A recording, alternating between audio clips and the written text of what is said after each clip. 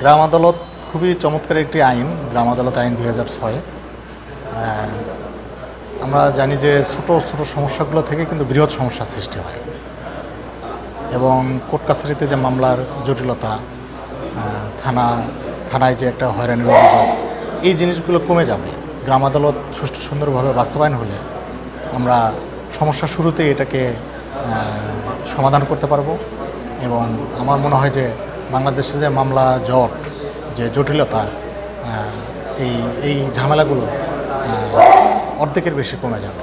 গ্রাম আদালতে একটি মামলায় মাত্র দেওয়ানিতে মাত্র 20 টাকা এবং ফৌজদারি অপরাধে মাত্র 10 টাকা খরচা করে এখানে মামলার ব্যয় নির্বাহ করা যায়। আর সর্বনিম্ন 7 দিন এবং সর্বোচ্চ 90 দিনের মধ্যে এখানে সমস্যার সমাধান পাওয়া যায়।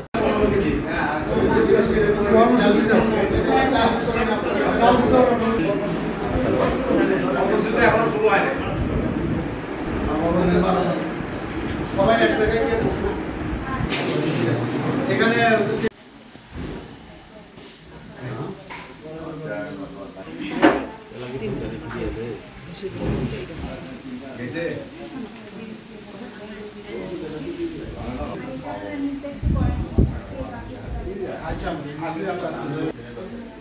আপনাদের আমরা আজকে কি শিখছি যে এখানে দেখেন আপনাদের ইয়াটা দেখেন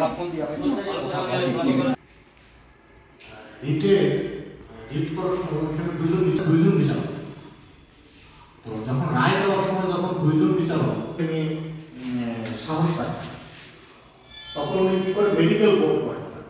আমরা বড় বড় নেতা, জাতীয় নেতারা, মানে পুরো দেশের মধ্যে যাদের জীবন মরণের বিষয়টা একটা গুরুত্বপূর্ণ বিষয়, তাদের কিন্তু অপারেশনের গুরুত্বপূর্ণ সিদ্ধান্তের ক্ষেত্রে মনে করেন যে বাংলাদেশে মানবাধিকার কিনা এরকম একটা বড় একটা বিষয়।